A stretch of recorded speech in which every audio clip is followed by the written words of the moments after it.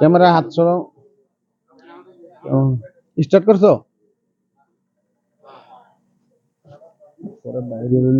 হ্যাঁ গাইজ, আসসালামু আলাইকুম। আমি ফিরোজ উইআর3 চ্যানেলের পক্ষ থেকে আপনাদের শুভেচ্ছা স্বাগতম। এই মুহূর্তে কিন্তু দাঁড়িয়ে আছি ঐতিহ্যবাহী একটি বাড়িতে, মরহুম আবুল হাশিম মেম্বার সাহেবের বাড়িতে। প্রতি বছরই কিন্তু এরকম মরহুম আবুল হাশিম মেম্বারের মৃত্যুবার্ষিকী গোটা করে আয়োজন করা হয়। দীর্ঘদিন জটিলতার কারণে কিন্তু এটা করা হয়নি। এইবার কিন্তু খুব বড় পরিসর করে কিন্তু আবার ওই আগের যে অনুষ্ঠানটি, সেই অনুষ্ঠানটি ফিরে নিয়ে আসছে। আপনারা একটু একটু দেখুন এদিকে, আতিক ভাই থেকে শুরু করে আমাদের সরকার সাহেব এবং রফিক মোল্লা, এরা সবাই কিন্তু আছে এইখানে। এই আজকের এই অনুষ্ঠানে দুপুর থেকেই কিন্তু অনুষ্ঠানটা শুরু হবে। আমরা একটু কাদির ভাইয়ের সাথে একটু আসসালামু আলাইকুম কাকা, কেমন আছেন? ভালো আছেন? হ্যাঁ, ভালো আছি। দীর্ঘ অনেকদিন পরে কিন্তু মরহুম আবুল হাশিম মেম্বার সাহেবের বাড়িতে আগের যে একটা ঐতিহ্যবাহী একটা ইয়ে ছিল, প্রতি বছর বছর অনুষ্ঠানটা করা হতো, অনেকদিন কিন্তু করা হয় নাই বা সুযোগ ছিল না। এখন আবার নতুন করে আবার বিশাল পরিসরে এই কুলখানি অনুষ্ঠানটা করা হয়েছে। এই ব্যাপারে যদি একটু বলতেন। আসলে বিসমিল্লাহির রহমানির রহিম। আসলে দীর্ঘ 17 বছর একটি রাজনৈতিক দলের সাথে সম্পৃক্ত থাকায় আবুল হাশেম মেম্বার সাহেবের ছেলে আতিকুর রহমান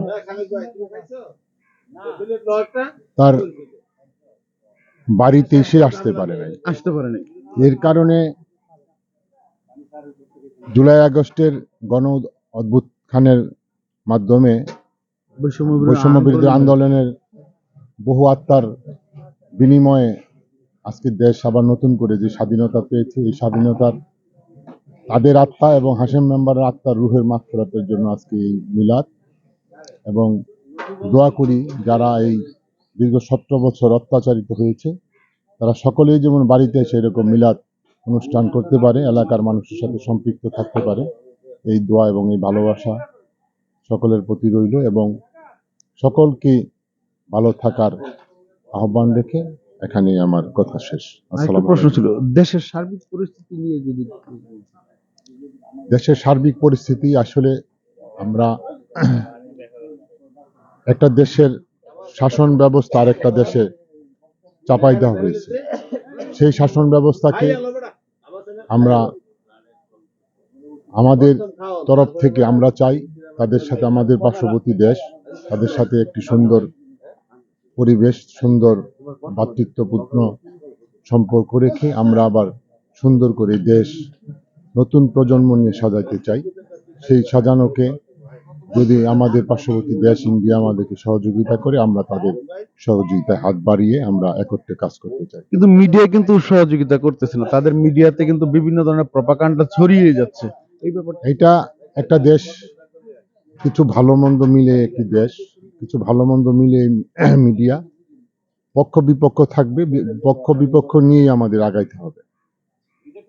ধন্যবাদ আপনাকে, ভালো থাকবেন। আমরা একটু ভাইয়ের কাছে। ভাই সালাম, ভাই কেমন আছেন? ভাই দীর্ঘদিন পরে সবাইকে দেখে একত্রিত, অনেক খুব বুঝাইতে পারতেছি না আসলে। এই যে আজকের যে অনুষ্ঠানটা, এটা কিন্তু মরহুম আবুল হাশিম মেম্বার সাহেবের বাড়িতে কিন্তু আগে কিন্তু সবসময় মানুষ আসতো, বিশেষ করে একটা আশায় কিন্তু থাকতো, তার জন্য দোয়া করতো। হাশিম মেম্বার সম্পর্কে তো বলার আর কিছু নেই। এই যে দীর্ঘ 17 বছর স্বৈরাচার সরকারের কারণে আপনারা খুব একটা বাহিরে আসতে পারেন নাই, বা আপনাদের তো কোনো অপরাধ ছিল না, বা এই অনুষ্ঠানটা করতে পারেনি। আজকে যেই আবার বড় পরিসরে এই অনুষ্ঠানটা করতেছে, এইটা আপনি কিভাবে দেখতেছেন এবং কিরকম লাগতেছে? আলহামদুলিল্লাহ, আল্লাহর কাছে শুকরিয়া আদায় করি। এই স্বৈরাচার নাস্তিক হাসিনার পতনের পর আজকে আমরা যে সুযোগ সুবিধা পাইছি, বিগত দিনে বিগত 17 বছর পুলিশের যন্ত্রণা, হাসিনার বাহিনীর যন্ত্রণার কারণে আমরা বিভিন্ন অনুষ্ঠানে, বিভিন্ন সামাজিক কাজকামে আমরা জড়িত হইতে পারি নাই। বিভিন্ন মামলা চামলা দিয়ে আমাদেরকে বিভিন্নভাবে হয়রানি করে রাখা হয়েছে।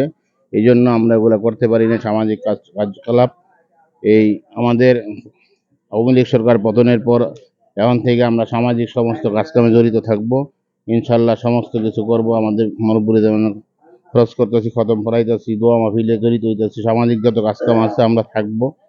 সর্বক্ষণ জিয়া পরিবারের সদস্য আমরা যারা আছি সমস্ত সামাজিক কাজকামে সমস্ত জায়গায় আমরা থাকবো ইনশাল্লাহ। দোয়া করি ভালো থাকুক সবাই।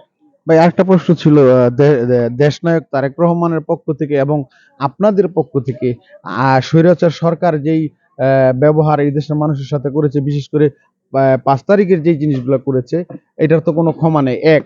আর দ্বিতীয় কথা হচ্ছে, তারা যেই জিনিসগুলো করেছে এই ধরনের কোনো চিন্তা ভাবনা আপনাদের দলের মধ্যে আমাদের দেশনায়ক আছে কিনা? এটা তারেক রহমান পরিষ্কার বলে দিছে, আমাদের মধ্যে কোনো চিন্তা ভাবনা নাই। আমাদের বলছে মাঠে যাও, মানুষের সাথে মিশো, গণতন্ত্র ফিরে আনতে হইব, সামাজিকভাবে ব্যবস্থা নিতে হইব।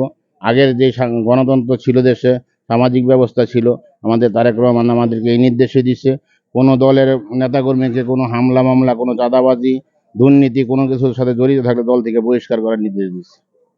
এই ধরনের নির্দেশ। ধন্যবাদ আপনাকে ভাই। আসসালামু আলাইকুম।